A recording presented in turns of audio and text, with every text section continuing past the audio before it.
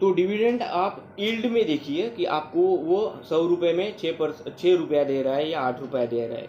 तो बहुत सारी कंपनीज है वो मोर देन 10%, 8% देती है।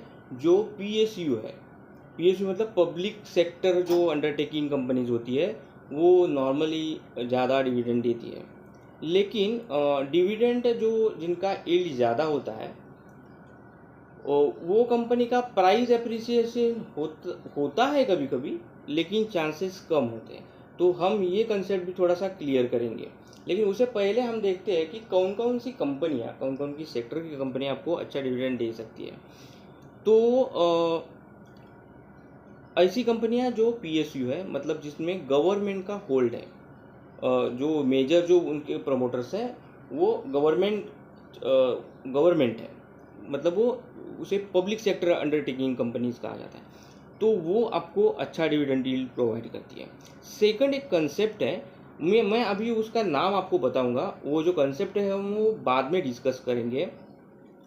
और तो उसे कहते हैं REIT, मतलब रिटेल इस्टेट इन्वेस्टमेंट ट्रस्ट।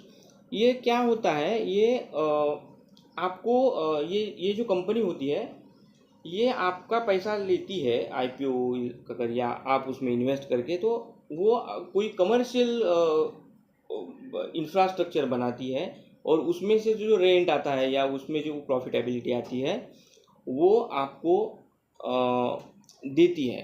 तो ये जो REIT, रीट जिसे कहा जाता है, रियल इस्टेट ट्रस्ट जो होती है, वो भी आपको एक अच्छा डिविडेंड देती है।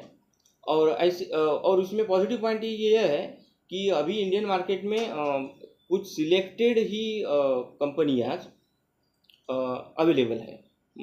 मुझे लगता है not more than 5%, sorry not 5%, 5, 2 3 4 he companies हैं जो इस सेक्टर में आती है।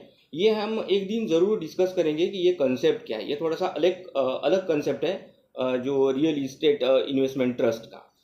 लेकिन आप ये डिविडेंड डील के बारे में ये ध्यान रखिए कि अगर आपको ये डिविडेंड आप बेस एक पोर्टफोलियो बनाना चाहते हैं, तो ये इस सेगमेंट की कंपनियां जो है वो आपको अच्छा डिविडेंड देती है। अब डिविडेंड के बारे में कुछ लोगों के अलग अलग सोच हैं। वो सोच अलग है कि जैसा डिविडेंड आपको मिलता है, अच्छा डिविडेंड मिलता है, मतलब 8% मिलता है या 9% या 6-7%, मतलब जो FD का रेट है उससे भी ज़्यादा डिविडेंड मिलता है। तो वो जैसा रिटेल इन्वेस्टर को मिलता है, वैसा वो प्रमोटर को भी मिलता है। तो कुछ लोग ऐसा उसमें सोचते हैं कि प्रमोटर को भी मिल रहा है, मतलब प्रमोटर इसे कैजुअली ले रहा है, उनके पास कोई प्लान नहीं है एक्सपांशन के। मतलब उनको कोई हम दूसरे सेगमेंट में जाएंगे, या हम दूसरा प्लान डालेंगे, या हम जो जिसे कहते हैं कि इफ़िशियंसी बढ़ाना है या कॉस्ट कट करनी है, ऐसे कुछ जो आगे के जो प्लान होते हैं, ये प्लान उनके पास नहीं है। इसीलिए वो क्या करिए, हाँ चल रही है कंपनी, प्रॉफिट आ रहा है ना, तो ठीक है हम डिविडेंड बांट देते हैं, हमें भी मिल जाएगा। इसका मतलब जो रिटेल इन्वेस्टर को जैसा डिविडेंड मिलता है वैसा वो उन प्रमोटर लोगों को भी मिलता है।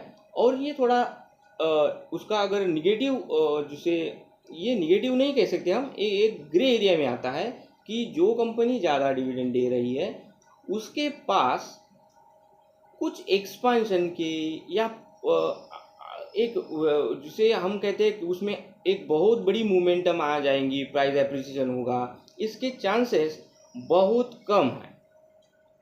ऑन अदर हैंड, जो कंपनी आपको डिविडेंड बिल्कुल देती ही नहीं है या बहुत कम देती है, 1% देती है, 1% या 1.5%, 2%, तो वो जो कंपनी की मैनेजमेंट है वो ये सोचती है कि जो EPS है, मतलब अर्निंग पर शेयर, मतलब जो प्रॉफिटेबिलिटी है, वो प्रॉफिटेबिलिटी वो शेयर होल्डर में नहीं बांटेंगी ना, वो खुद लेंगे। वो जो प्रॉफिटेबिलिटी है वो वापस उसी कंपनी में इन्वेस्ट करेंगे, किसी और एक्सपांशन के लिए, या कोई हायर टैलेंट उनको हायर करना है, या कुछ प्लांट बढ़ाना है, या अगर फार्मा की जो कंपनीज होती है जिनके R&D होती है, रिसर्च एंड डेवलपमेंट, वैसे ऑटो में भी होता है, तो वो उसमें ज़्यादा वो खर्च करेंगे और अपनी प्रॉफिटेबिलिटी और बढ़ाएंगे। तो ऐसी कंपनी में प्राइस एप्रिसिएशन आपको मिलता है। तो ये थोड़ा ट्रिकी सिचुएशन क्रिएट हो जाती है रिटेल इन्वेस्टर को कि क्या हम डिविडेंड जो ज़्यादा कंपनी देती है 8%, 10% उसमें इन्वेस्ट करें, क्योंकि वो ज़्यादा अट्रैक्टिव रहती है। और वो बहुत सारी कंपनी जो PSU सेक्टर में रहती है, मतलब उसमें ज़्यादा प्रॉब्लम नहीं होते, लेकिन उसमें प्राइस एप्रिसिएशन नहीं होता, क्योंकि गवर्नमेंट की पॉलिसीज आती है, वो कभी चेंज भी हो सकती है। तो जो बड़े बड़े इन्वेस्टर्स हैं वो भी कभी कभी इन कंपनियों से दूर रहते हैं, क्योंकि वो उसमें कुछ फ्यूचर नहीं देखते हैं। और दूसरी ऑन अदर हैंड कुछ कंपनियां आपको जो डिविडेंड नहीं देती, वो प्राइस जो उसका जो प्राइस है वो बहुत ज़्यादा हो जाता है, मतलब प्राइस उसका जो वैल्यूएशन है ये बहुत बढ़ता रहता है। तो आपको क्या करना है, तो ये होता है आपकी जो थॉट प्रोसेस है, आप किस मकसद से शेयर मार्केट में आए हैं, आपकी रिस्क लेने की क्षमता क्या है, तो उस पर डिपेंड करता है। तो जैसा हमने एक कंसेप्ट क्लियर किया था कि कुशन, तो आप ऐसा भी एक पोर्टफोलियो बना सकते हैं अगर आपको अदर असेट में अदर जो टाइप्स है जिसका मतलब है इंट्राडे या स्विंग है, उसमें अगर आप काम करना चाहते हैं तो आप एक डिविडेंड बेस पोर्टफोलियो तैयार कर सकते हैं जो आपको थोड़ा बहुत डिविडेंड दे, और आपका जो एटलीस्ट जो आपकी जो एक्सेसरीज होती है या आपके जो एक्सपेंसेस होते हैं ये शेयर मार्केट में ब्रोकरेज वगैरह, वो आपको रिकवर वो करके दे सकता है। तो डिविडेंड यील्ड में ये दो ओपिनियन है कि जो ज़्यादा डिविडेंड देती है वो कंपनी से कुछ बड़े इन्वेस्टर या कुछ रिटेल इन्वेस्टर्स भी दूर रहते हैं, क्योंकि उनको ऐसा लगता है कि इसमें कुछ ज़्यादा प्रॉस्पेक्ट या आगे फ्यूचर नहीं है। और दूसरा एक हैंड होता है, उनको लगता है कि हाँ ये कंपनी डिविडेंड हमें नहीं दे रही है, लेकिन वो वापस वो जो प्रॉफिटेबिलिटी उनको मिल रही है इस ईयर, वो वैसे ही वो यूज़ कर रही है आगे के लिए। तो ये कंपनियां आपको प्राइस एप्रिसिएशन दे सकती है, अच्छा खासा प्राइस एप्रिसिएशन दे सकती है, और वो डिविडेंड यील्ड से भी ज़्यादा हो सकता है। तो ये आपको समझना पड़ेगा कि आप कितना रिस्क लेना चाहते हैं। अगर आप कम रिस्क लेना चाहते हैं, आपको कुछ मालूम नहीं है, आप स्टार्ट करना चाहते हैं, तो आप जो ज़्यादा डिविडेंड यील्ड वाले स्टॉक हैं ये आपको एक्चुअली उसमें ज़्यादा मूवमेंट भी नहीं होती, थोड़ी सी ही मूवमेंट होती है। तो अगर वो आपको थोड़ा सा सस्ते में मिले तो आप वैसा धीरे धीरे पोर्टफोलियो बना सकते हैं। तो आप रिस्क फ्री रहेंगे, आपको 5-8% डिविडेंड मिलता रहेगा, और बीच में कभी कभी आपको प्रॉफिट भी बुक करने का चांस भी मिलेगा। कभी कभी क्या होता है कि गवर्नमेंट अपनी पॉलिसी बदलती है, और जब बदलती है तब ये जो PSU पब्लिक सेक्टर के जो स्टॉक्स होते हैं उनको अचानक से मूवमेंट आ जाती है, क्योंकि पब्लिक सेक्टर में भी बहुत सारा इंफ्रास्ट्रक्चर है, या इलेक्ट्रिशियन या है, पेट्रोल रिफाइनरीज की जो कंपनीज हैं, तो कुछ बेनिफिट उनको दिए जाते हैं या कुछ प्रोविजंस उनके लिए खास करके किए जाते हैं, तब उसमें एक अचानक से उछाल आ जाता है। तो आपको डिविडेंड भी वो देती है और कभी कभी प्राइस एप्रिसिएशन भी देती है। ऑन अदर हैंड आप ऐसी भी कंपनियां चूज कर सकते हैं कि जो 2-3% डिविडेंड देती है, वो लार्ज कैप भी है, और वो प्राइस एप्रिसिएशन भी दे रही है। उसका जो पास्ट रिकॉर्ड अगर आपने देखा कि 5 बरस का, तो वो ट्रेंड ऐसा ऊपर जा रहा है उसका। तो इसका मतलब ये है कि ये जो कंपनीज है ये आपको प्रॉफिट बना कर दे। तो ये होगा हो गया डिविडेंड यील्ड का कंसेप्ट।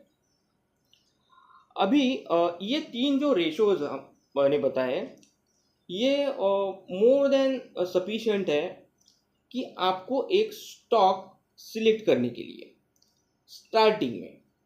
इससे भी ज़्यादा इससे भी और कुछ रेशो है जिसे ई बीटा कहा जाता है, कैश फ्लो का एक डेटा होता है, तो बाकी के भी चीज़ें होती है।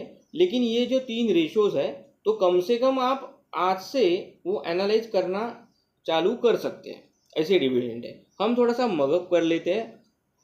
जो पी होता है वो आपको वैल्यूएशन बताता है, जो ईपीएस है वो इंडिकेट करता है कंपनी प्रॉफिटेबिलिटी में है, प्रॉफिट बढ़ रही है प्रॉफिट या कम हो रही है। मतलब ईपीएस अगर बढ़ रहा है तो प्रॉफिटेबिलिटी कंपनी की बढ़ रही है, तो प्रॉफिटेबिलिटी बढ़ रही है मतलब वो ग्रोइंग कंपनी है, तो आप उसमें जा सकते हैं, आप उसमें इन्वेस्ट कर सकते हैं। इस दरमियान एक टेक्निकल इंडिकेटर होता है। एक्चुअली मैंने सोचा था कि टेक्निकल इंडिकेटर्स हम अलग लेंगे, अलग स्टाइल से, जैसा अब हम मोनोटोनस बोल रहे हैं वैसा नहीं, तो थोड़ा सा एक्सप्लेन करके उसमें लेंगे, ऐसा मैं प्लान कर रहा हूँ। लेकिन अब जो फंडामेंटल जो तीन हमने जो चीज़ें देखी, dividend yield, EPS and PS, उसके साथ एक दूसरा कंसेप्ट होता है, एक टेक्निकल इंडिकेटर होता है, उसे कहते हैं moving average, simple moving average.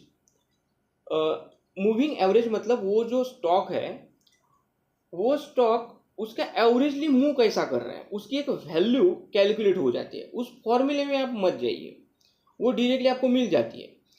तो वो मूविंग एवरेज में दो टाइप होते हैं, एक सिंपल मूविंग एवरेज, दूसरा एक्सपोनेंशियल मूविंग एवरेज, इसे ईएमए कहा जाता है, और सिंपल को एसएमए कहा जाता है।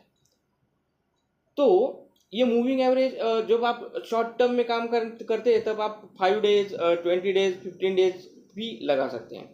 लेकिन इसमें सिग्निफिकेंट एक मूविंग एवरेज है, वो है 200 मूविंग एवरेज। हो सकता है वो आपको अगर लगता है कि आप एक्सपोनेंशियल मूविंग एवरेज पे काम करेंगे या सिंपल मूविंग एवरेज पे काम करेंगे। इसमें इस जो दो मूविंग एवरेजेस है, इसमें एक छोटा सा फर्क होता है। वो छोटा सा फर्क होता है मतलब अगर आप 200 moving average simple moving average ले रहे हैं, तो वो मूविंग एवरेज लास्ट 200 डेज का होगा। 200 मूविंग एवरेज जब लेते हैं सिंपल मूविंग एवरेज, और अगर यही 200 मूविंग एवरेज आप एक्सपोनेंशियल मूविंग एवरेज लेते हैं, तो क्या होता है, वो वेटेज देता है रिसेंट मूवमेंट को, उसके साथ साथ जो प्रीवियस का जो मूविंग एवरेज है उसका छोटा सा हिस्सा उसमें इंक्लूड होता है। तो मतलब ये थोड़ा सा ऐसा हुआ कि आप 10th में हैं, 10th में आपको 10th तक आप ज़्यादा स्टडी नहीं करते थे, आप सीरियस नहीं लेते थे, तो आपको 50-60% मार्क्स मिलते थे। लेकिन 10th जो 10th को आपके सब पापा ने आपको प्रेशराइज किया, मम्मी आप बोल रही है कि हाँ आप स्टडी कर लो, 10th है, यू हैव टू डिसाइड, आपको डॉक्टर बनना है, इंजीनियर बनना है, ये बनना है, वो बनना है, तो आप ज़्यादा स्टडी करते हैं। और जब ज़्यादा स्टडी करते हैं तो आपको 90% मार्क्स मिल जाते हैं 10th में। तो ना उसका कैसा होता है कि दिखते वक्त आपको जो, अगर आप इंटरव्यू में जा रहे हैं तो जो सर्टिफिकेट आप सबमिट करेंगे वो 10th का दिखेगा।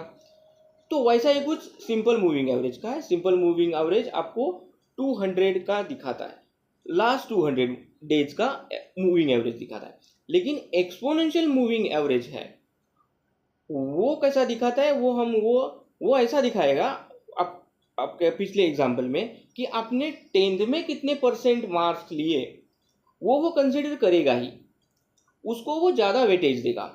लेकिन आपने जूनियर केजी से senior KG, first second third fourth के जो परसेंटेज है, वो भी उसकी वैल्यू उसमें ऐड होगी कुछ हिस्सा।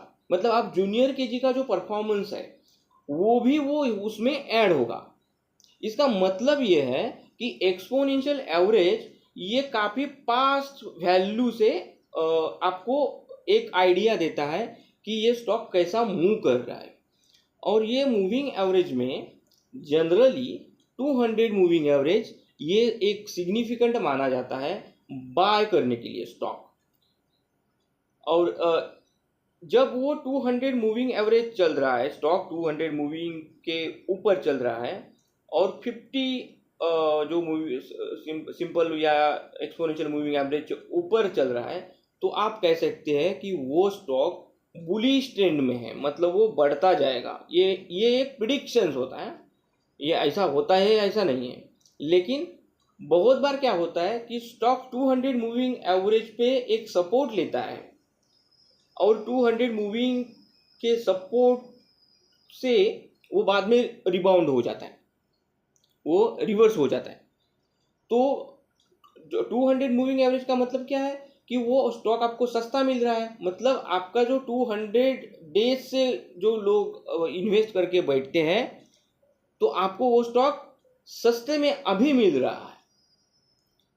तो ये एक सिग्निफिकेंट है, ये एक्चुअली टेक्निकल इसमें ये टेक्निकल इंडिकेटर है, लेकिन मैंने ऐड इसीलिए किया कि अगर आपको कोई कंपनी आपने एनालाइज की पी, ईपीएस और डिविडेंड यील्ड के हिसाब से, तो ये सिंपल मूविंग एवरेज भी आप क्या उसका देखिए, वो 200 मूवीज के नज़दीक है या 52 वीक्स, जो 52 वीक्स लो और 52 वीक्स हाई, तो अगर वो 52 वीक्स के लो है तो बहुत बड़े चांसेस होते हैं कि वहाँ से स्टॉक वापस अप ट्रेंड में चला जाता है, क्योंकि 52 वीक्स मतलब उस बरस का वो लो होता है। अगर वो उधर से है तो ज़्यादा चांसेस है कि वो रिवर्स हो जाएगा।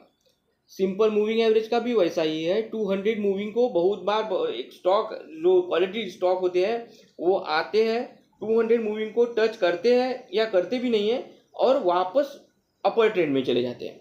तो 200 मूविंग एवरेज ये सिग्निफिकेंट मूविंग एवरेज है।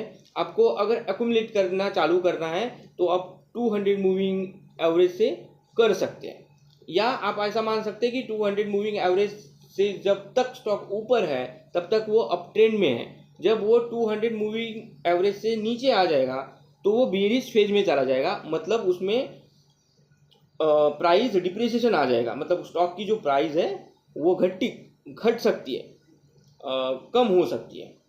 तो ये एक सिंपल मूविंग एवरेज का मैंने ये हम डिटेल में डिस्कस करेंगे टेक्निकल इंडिकेटर में कि ये कैसा कैलकुलेट होता है और उसका क्या है। उसमें भी और एक इसमें मूविंग एवरेज ऐड भी है, लेटेस्ट कंसेप्ट है, लेकिन ये आपके लिए अभी तो इतना ठीक है कि सिंपल मूविंग एवरेज और एक्सपोनेंशियल मूविंग एवरेज और सिग्निफिकेंट उसका जो है वो 200 मूविंग एवरेज जो है वो जब तक 200 मूविंग से ज़्यादा चल रहा है तो आप समझ लीजिए कि वो स्टॉक ट्रेंड में, बुलिश ट्रेंड में है, मतलब वो बढ़ सकता है। बहुत बार 200 मूविंग से वो रिबाउंड हो जाता है।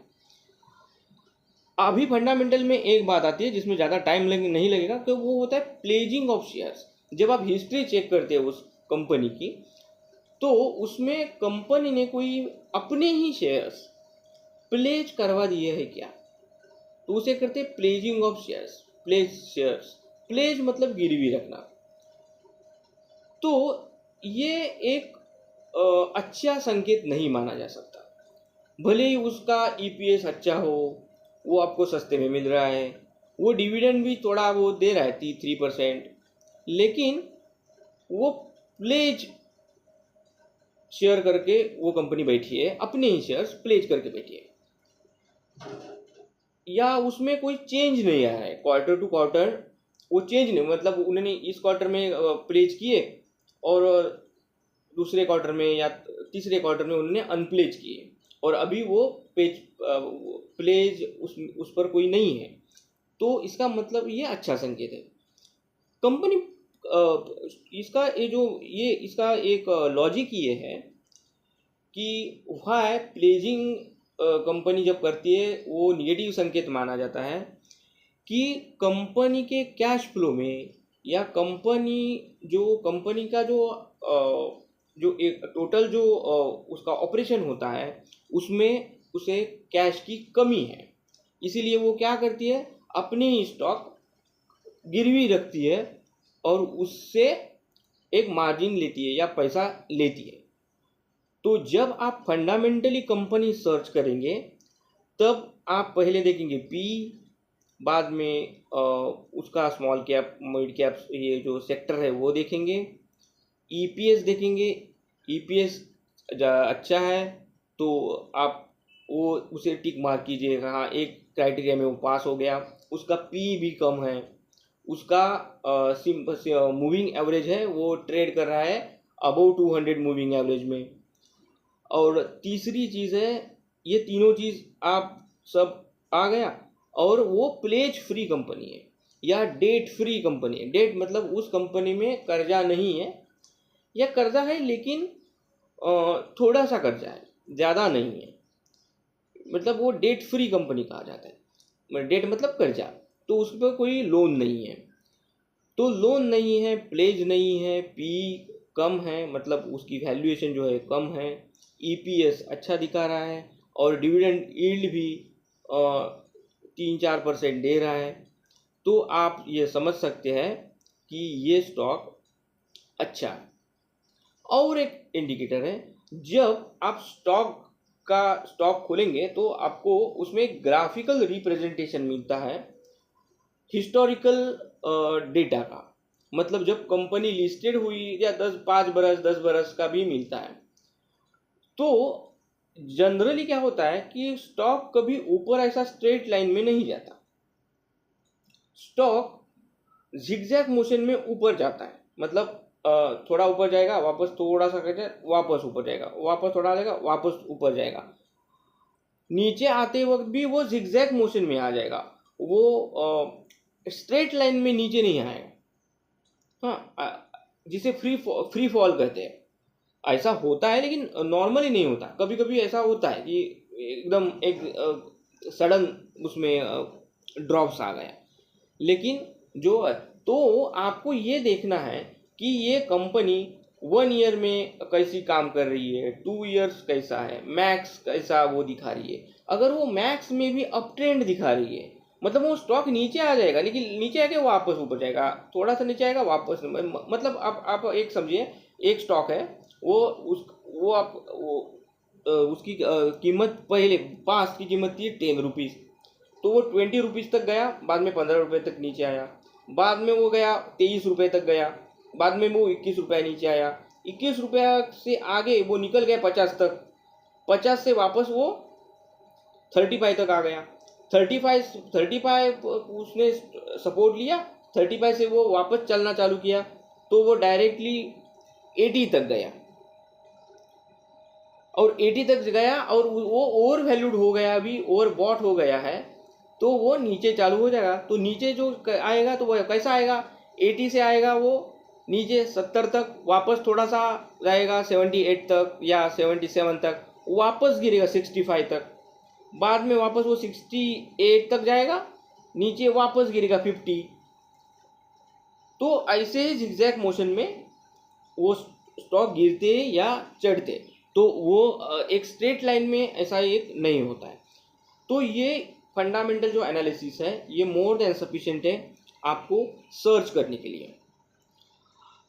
अभी एक कंसेप्ट इसमें और एक एडेड है, जो हमने पहले देखा मिड कैप, स्मॉल कैप और लार्ज कैप। तो लार्ज कैप जो होती है वो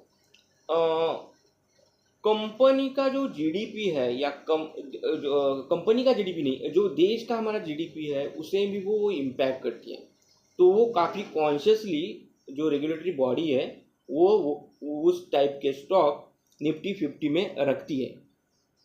तो निफ्टी 50 ये आप ऐसा समझिए कि एक निफ्टी 50 एक अच्छा आपको एक है कि निफ्टी 50 के स्टॉक में ही हम इन्वेस्ट करेंगे।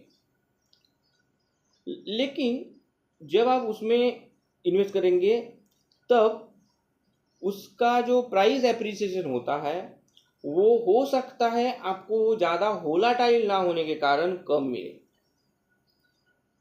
लेकिन वो रिस्क बहुत कम होता है, मतलब रिस्क होता ही नहीं है ऐसा भी आप कह सकते हैं। दूसरा होगा mid cap. Mid cap stock में क्या होता है, मिड कैप एक अपकमिंग कंपनीज होती है जो स्मॉल कैप से आती है, मतलब स्मॉल कैप से वो चालू करती है और वो मिड कैप में आती है। और मिड कैप में आती है तो वहाँ एक्चुअली अर्निंग जो उनकी प्रॉफिटेबिलिटी है वो बढ़ती चली जाती है, क्योंकि वो ग्रोइंग फेज में होते हैं। लेकिन वो लार्ज कैप इतने मूवमेंट, मतलब लार्ज कैप जो मूवमेंट देता है उसे ज़्यादा मूवमेंट वो देते हैं, वो मूवमेंटम में रहते हैं, थोड़ा से ज़्यादा होलाटाइल रहते हैं, फ्लक्चुएटिंग रहते हैं, लेकिन वो आपको रिटर्न ज़्यादा देंगे, लेकिन उसमें रिस्क भी है। क्योंकि जो मिड कैप के स्टॉक जो होते हैं वो इतने, उनका जो इंफ्रास्ट्रक्चर है या जो कुछ जो भी कुछ चीज़ें बनाते हैं वो उसका जो इक्विपमेंट या जिसे बोलते हैं कि रोबोटिक टेक्नोलॉजी है या अदर जो मशीनरी ऑटोमेशन जिसे कहते हैं, तो वो इतना उनको एक्सेस नहीं कर पाते वो लोग, क्योंकि उनका कैश जो फ्लो है वो कम होता है। तो वो नहीं कर पाने की वजह से वो होते हैं मिड कैप में, लेकिन वो थोड़े से प्रॉब्लम में आके उसका शेयर का वैल्यू कम हो सकता है। तो इसमें ये रिस्क ज़रूर है, लेकिन इसमें एक फ़ायदा होता है कि जो फ्लक्चुएशन होने के कारण आपको प्राइस एप्रिसिएशन भी मिलता है।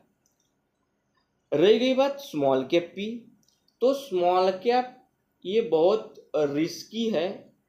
ये स्मॉल कैप कंपनीज होती है, इनका जो मार्केट कैपिटलाइजेशन होता है वो मैक्सिमम 500 करोड़ होता है। ये आप समझिए कि जैसे एक स्मॉल कंपनी, एक छोटी कंपनी होती है जिनका सब सेटअप मतलब वो एकदम small baby bulging with eyes, ऐसा उसे कह सकते हैं हम। तो वो ज़्यादा रिस्की होता है। तो मैं आपको एक सलाह देना चाहूँगा ये इन्वेस्टमेंट में कि आप इस स्टॉक में, स्मॉल कैप जो सेगमेंट में जो स्टॉक आते हैं उससे थोड़ा दूर रहिए, कम से कम थोड़ी है। जब आपको जजमेंट आ जाएगी कि हाँ कि ये स्मॉल कैप ये अच्छा है, आपको कोई कोई बोलेगा कि हाँ ये स्मॉल कैप है लेकिन अच्छा है, तो ठीक है, बाद में आप एनालाइज करके उसे आप खुद आपको डिसाइड एक कर सकते हैं कि मैं स्मॉल कैप में थोड़ी सी इन्वेस्टमेंट करूं। लेकिन आप अभी चालू करेंगे निफ्टी 50 और ज़्यादा से ज़्यादा मिड कैप में, स्मॉल कैप में मत जाइए। अभी ये हुआ सब एनालिसिस। मैं आपको बोला था कि at the end of the video मैं आपको एक टिप्स दूंगा, एक गोल्डन टिप कि आपको वो नेक्स्ट वीक से भी आप वो चालू कर सकते हैं। तो वो क्या है? तो हमने ये देखा कि ये जो पी है ये भी थोड़ा सा आपको, मतलब एक इंडिकेटर आपको दिखा रहा है पी सस्ता है लेकिन ईपीएस ठीक नहीं है, ईपीएस कम है, या पी ठीक ठाक है, ईपीएस ठीक ठाक है लेकिन प्लेज शेयर्स है, डिविडेंड यील्ड नहीं है। तो कुछ ना, आपको ऐसा पर्टिकुलर स्टॉक मिलेगा ही नहीं, लेकिन आप उस वहाँ से ढूंढ सकते हैं कि हाँ थोड़ा सा डिविडेंड यील्ड है, डेट है लेकिन वो डेट कम हो रहा है, या प्लेजिंग है लेकिन प्लेजिंग भी कम हो रहा है। जो कंपनी प्लेज कर चुकी है जो, वो धीरे धीरे वो अनप्लेज स्टॉक अपने कर रही है, मतलब उसका जो कैश फ्लो है वो सुधर रहा है, तो वो प्रॉफिट में आने के चांसेस हैं। तो ये ऐसा आपको एनालाइज करना पड़ेगा। ये पब्लिक डोमेन में सब चीज़ें रहती है, ये डाटा आपको एनएससी पे मिलेगा या को बहुत सारी प्राइवेट ऐप्स भी है वहाँ भी मिलेगा, लेकिन ये भी ऐप वही से डाटा पूल करके ये एनालाइज करके देते हैं, लेकिन आपको एनएससी में ये डाटा फ्री ऑफ कॉस्ट मिल जाएगा कि कौन से कंपनी स्मॉल कैप में है, उसकी मूवमेंट क्या है, प्लेजिंग है या नहीं है, कारपोरेट एक्शन मतलब वो डिविडेंड दे रही है तो कब दे रही है, डिविडेंड यील्ड में डेट रहती है कि एक्स डेट रहती है, एक्स डेट और रिकॉर्ड डेट। रिकॉर्ड डेट मतलब वो डेट जिस दिन आपके डीमैट अकाउंट में वो शेयर होना चाहिए रजिस्टर्ड, मतलब क्लियर होके उसमें वहाँ होना चाहिए, उसे कहते हैं रिकॉर्ड डेट। और एक्स डेट वो जो होती है कि कम से कम उस तारीख को आपने अगर खरीदा तो ऑटोमेटिकली स्टॉक जो रिकॉर्ड डेट है उस टाइम पे आपके डीमैट अकाउंट में होता ही है, उसे कहते हैं एक्स डेट। लेकिन आप एक्स डेट की ज़रूरी नहीं है कि आप एक्स डेट को ही खरीदें।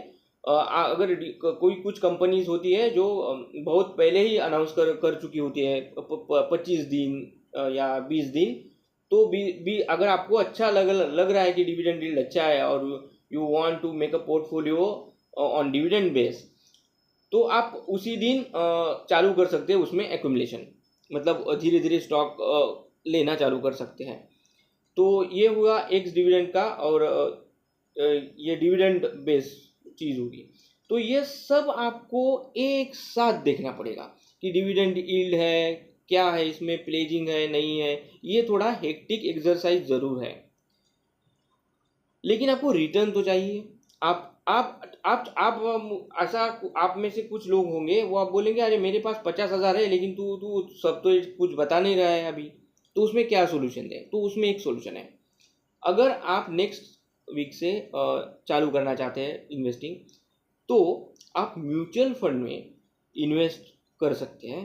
कौन से म्यूचुअल फंड में?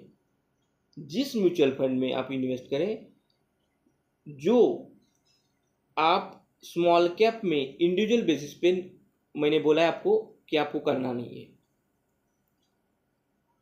इसका मतलब आप मैं रिपीट कर देता हूँ। मैंने क्या बोला कि आप अभी निफ्टी 50 और मिड कैप के स्टॉक इसी में काम करिए, स्मॉल कैप में मत जाइए, क्योंकि वो बहुत वोलाटाइल होते हैं, उसमें बहुत सारे सर्किट लग जाते हैं, और अगर वो गिरने लगा ना तो आप उसमें बाहर पड़ना भी मुश्किल हो जाता है। तो वो सडनली 20% गिर जाएगी, 5%, 10% सर्किट लग जाते हैं उसमें, तो वो काफ़ी आपको प्रेशर क्रिएट करेगा, और आपका जो ध्यान है वो भटका देगा, और वापस आप कहेंगे कि शेयर मार्केट हीरो से ज़ीरो होता है। तो उसमें एक कंसेप्ट है कि रादर आप स्मॉल कैप में इन्वेस्ट इंडिविजुअल पोर्टफोलियो में करने के बजाय आप एक small mutual fund house select करके उस म्यूचुअल फंड में बहुत सारे टाइप्स होते हैं। हाइब्रिड फंड होता है, आर्बिट्राज फंड होता है, लिक्विड फंड होता है, मिड कैप, मतलब ये जो लार्ज कैप फंड होता है, तो उसमें स्पेशली स्मॉल कैप फंड भी होता है। मतलब वो जो फंड मैनेजर है वो ज़्यादा से ज़्यादा आपका पैसा आपके बिहाफ स्मॉल स्मॉल कैप में लगा सकता है, मतलब लगाता है। इसका फ़ायदा ये है कि स्मॉल कैप आपको कुछ आइडिया नहीं है कि कुछ, क्योंकि स्मॉल कैप में ऐसी ऐसी कंपनीज रहती है कि जो कहाँ है, वो क्या, उसके प्रोडक्ट्स क्या है, ये हमारे तक आते भी नहीं है। लेकिन जो फंड मैनेजर होता है उनके पास बहुत सारे रिसोर्सेस होते हैं, उनके पास जो उनको बैकिंग करने के लिए बहुत सारी टीम होती है।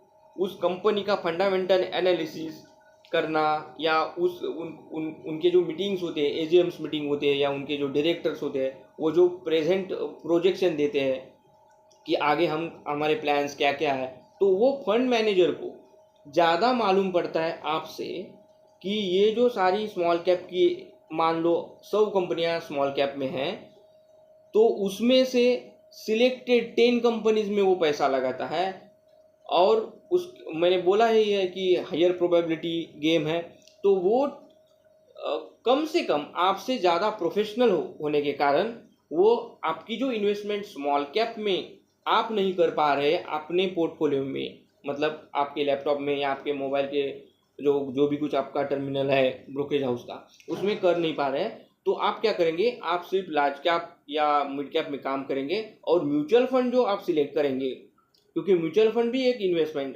इंस्ट्रूमेंट है, तो जो वो सिलेक्ट करेंगे वो आप स्मॉल कैप का करें, क्योंकि स्मॉल कैप की जो कंपनीज होती है जो रिटर्न भी अच्छा दे सकती है, ऐसा नहीं है कि वो रिटर्न नहीं देगी, और वो क्योंकि स्मॉल कैप कंपनीज एक ग्रोइंग स्टेज में होती है, तो अगर वो एक पकड़ बना ले जाए, या उनको कोई कोई ऐसा एक उनको एक लिंक मिल जाए, तो वो उस स्टॉक में सडनली मूवमेंट आना चालू हो जाता है, और वो स्टॉक चलता है, और वो बहुत अच्छा प्रॉफिट ड्यूरिंग शॉर्ट टाइम वो देके चला जाता है। तो वो ये फंड मैनेजर जो उस फंड का होता है वो बहुत बड़ा एक्सपीरियंस होता है, वो प्रोफेशनल होता है, और वो उससे एक्सेसिबिलिटी भी होती है उस कंपनी के बारे में।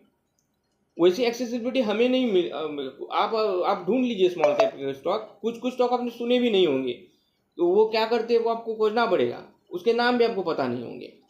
तो रादर आप खुद स्मॉल कैप में इन्वेस्ट करने के बजाय आप म्यूचुअल फंड में स्मॉल कैप फंड जो होता है उसमें इन्वेस्ट करें। तो क्या हो जाएगा कि आपका रिस्क भी मैनेज हो जाएगा, आप रिस्क में ज़्यादा नहीं रहेंगे क्योंकि आप लार्ज कैप में रहेंगे, जिसका डिविडेंड यील्ड भी अच्छा 3-4% है। जो आपका जो एक्सपेंस होता है टोटल जो ब्रोकरेज या बाकी के जो सब चार्जेस होते हैं वो एक्सपेंस भी वहाँ से हट जाएंगे, आप रिस्क फ्री रहेंगे, टेंशन फ्री रहेंगे।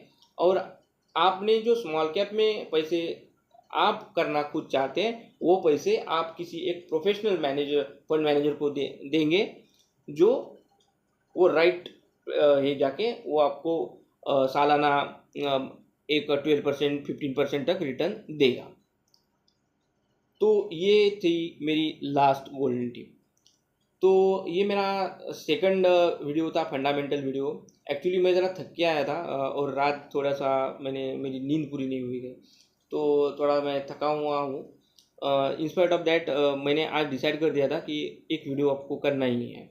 तो अगर ये मेरा वीडियो आपको अच्छा लगा हो तो लाइक ज़रूर कीजिए। आपको कुछ क्वेश्चंस हो तो कमेंट में मुझे लिखिए, मैं उसका जवाब दे दूँगा। दूसरी चीज़ ये है कि मैंने कुछ चीज़ें वापस बता रहा हूँ आपको, तो कुछ लोगों को ये ऐसा लग सकता है कि ये वापस क्यों आता है। तो वापस मैं ये इसीलिए आ रहा हूँ क्योंकि कोई भी जब आप नया सब्जेक्ट सीखते हैं, चाहे लॉ हो, चाहे आप मेडिकल में हो, डॉक्टर हो, या आप फाइनेंस में हो, तो उस सब्जेक्ट की कुछ टर्मिनोलॉजी होती है। तो वो टर्मिनोलॉजी आप बार बार सुनेंगे तब याद आती है। अगर आप लॉ कर रहे हैं तो उसके कुछ पिनल कोड्स होते हैं, 302, वो 3021, 3022, 3023, ये सब ऐसा ऐसा होता है। तो ये जो आप वापस जब रिपीट कर देते हैं तो आपका कंसेप्ट उतना ही आप वापस उधर जाकर थोड़ा सा सोचते हैं कि हाँ ये ठीक बराबर बोल रहा है। तो इसीलिए मैं जो चीज़ें हैं ये वापस आपको बता रहा हूँ। तो हम वापस एक बार मगअप कर लेंगे। पी आपको आइडिया देता है वैल्यूएशन की, ईपीएस आपको आइडिया देता है प्रॉफिटेबिलिटी की कि कंपनी प्रॉफिट दिनों दिन बढ़ता जा रहा है या नहीं है। ईपीएस, डिविडेंड यील्ड, आप डिविडेंड परसेंट पे मत जाइए, डिविडेंड यील्ड आप देखिए, मतलब वो 100 रुपये में आपको 6 रुपये दे रहा है, वो परसेंट में मत जाइए। आप वो 100 रुपये में कितना दे रहा है, पर कितना परसेंट वो डिविडेंड दे रहा है वो देखिए। अगर वो आपको 7% 8% डिविडेंड दे रहा है और आप डिसाइड कर चुके हैं कि आपको ये ऐसा एक डिविडेंड बेस पोर्टफोलियो बनाना है, मतलब एक ही जगह एक 10 कंपनी का जो लेना है जो अच्छा डिविडेंड दे सकते हैं, तो ये डिविडेंड यील्ड देख के आप लीजिए, डिविडेंड परसेंट में मत जाइए। डिविडेंड परसेंटेज वो अलग कंसेप्ट है, वो डिविडेंड यील्ड देख के जाइए। थर्ड चीज़, जो स्मॉल कैप है उसमें आप मत जाइए, आप निफ्टी 50 में या ज़्यादा से ज़्यादा मिड कैप में रहिए। थर्ड चीज़, जब आप एनालिसिस करेंगे तो ये ज़रूर देखिए कि कंपनी ने अपने कुछ शेयर्स प्लेज किए हुए हैं क्या। अगर वो प्लेज किए हुए हैं और बाकी का सब कुछ अच्छा दिख रहा है और वो धीरे धीरे प्लेजिंग कम कर रही है, तो भी आप थोड़ा सा इन्वेस्ट कर सकते हैं उस कंपनी में। लेकिन अगर वो उसकी आदत ही है उस कंपनी की कि वो प्लेज करती रहती है, तो इसका मतलब ये है कि उसके कुछ फाइनेंस में प्रॉब्लम है, उसके कैश फ्लो में कुछ प्रॉब्लम है, या यूटिलाइजेशन ऑफ मनी जिसे कहते हैं कि ऑप्टिमम उसका मैक्स जो आपका पैसा है उसका मैक्स यूटिलाइजेशन उसकी मैनेजमेंट कर नहीं पा रही है कुछ वजह से, तो इसीलिए उसको कैश कम पड़ रहे हैं। तो वो क्या कर रहा है, वो लोन ले रहा है। और एक बात होती है, लोन कंपनी डेट फ्री होना चाहिए या कम से कम डेट मतलब कर्जा उस पर होना चाहिए। और last but not least, longer horizon में 10 years 5 years stock up trend में रहना चाहिए, मतलब वो ग्रीन में रहना चाहिए। आपने अगर एनएससी में देखा तो वो ग्रीन में, ऐसा नहीं दिखना चाहिए कि फर्स्ट ईयर में वो ऊपर गया वापस नीचे आया, एकदम 10 रुपये से चालू किया वापस 10 रुपये पे आया, वापस 10 रुपये पे गया, ऐसा नहीं। वो अप ट्रेंड में दिखना चाहिए और कुछ सपोर्ट मत अप ट्रेंड में दिख रहा है, इसका मतलब ही यही है कि उसका ईपीएस अच्छा है। जब ट्रेंड पूरा ट्रेंड आपको मतलब वो नीचे जरूर आएगा, लेकिन वो थोड़ा नीचे आएगा ज़्यादा ऊपर जाएगा, थोड़ा नीचे आएगा ज़्यादा ऊपर जाएगा, तो इसे कहते हैं अप ट्रेंड। और डाउन ट्रेंड कैसे कहते हैं, वो बढ़ेगा बढ़ेगा कम, गिरेगा ज़्यादा, वापस थोड़ा बढ़ेगा, गिरेगा ज़्यादा, तो इसे कहते हैं डाउन ट्रेंड। और एक कंसेप्ट हमने देखा कि जो मूविंग एवरेज है, ये एक्चुअली टेक्निकल इंडिकेटर्स है, हम ये डिटेल टेक्निकल इंडिकेटर्स में देखेंगे, लेकिन 200 मूविंग एवरेज पे आप अक्यूमुलेट कर सकते हैं स्टॉक को, जो इसमें आप जो क्राइटेरिया बाकी के जो सब PEPS है ये देख के। तो आप मुझे ये ज़रूर बताइए कि आपको ये वीडियो कैसा लगा, और अगर आपको ये कुछ वैल्यू एडिशन हो गया है तो आप सब्सक्राइब करना चाहते हैं तो प्लीज़ सब्सक्राइब कीजिए, लाइक भी कीजिए। अगर मेरे से कुछ गलती हो गई है तो मुझे कमेंट में लिखिए, तो मैं उसे सुधार सकता हूँ। तो थैंक यू वेरी मच, आपने मुझे टाइम दिया है। अगर वीडियो मेरा अच्छा नहीं लगा आपको तो आप डिसलाइक भी कर सकते हैं, रीज़न भी मुझे दीजिए कि आपको क्यों अच्छा नहीं लग रहा है ये वीडियो, क्योंकि वो लेंदी है। क्योंकि कैसा होता है कि एजुकेशनल वीडियो शॉर्ट बनाने में कोई थोड़े प्रॉब्लम आते हैं, क्योंकि कम से कम मुझे आपको नहीं, अगर हम PE एक बार देखेंगे, एक बार डिविडेंड यील्ड देखेंगे, तो इसमें ये फंडामेंटल एनालिसिस में 365 एक बरस जाएगा। तो आप अगर इस चैनल पे आ गए हैं तो आपको समझ में आ जाएगा फंडामेंटल एनालिसिस आफ्टर 1 ईयर, तो ये बात ठीक नहीं है। तो इसलिए मैंने ये वापस मगअप करके वापस रिपीट कंसेप्ट करके ये मैंने डिसाइड कर लिया कि ये आपके साथ ये डिस्कस मुझे करना है। तो thank you very much, channel को मेरे ज़रूर सब्सक्राइब करिए। और दूसरी चीज़, विशिंग यू हैप्पी इन्वेस्टिंग। आप इन्वेस्टिंग चालू कर सकते हैं नेक्स्ट वीक में स्मॉल कैप में, लेकिन आप खुद के पोर्टफोलियो में लार्ज कैप और ज़्यादा से ज़्यादा मिड कैप में जाइए, स्मॉल कैप में मत जाइए। Thank you very much, have a nice time.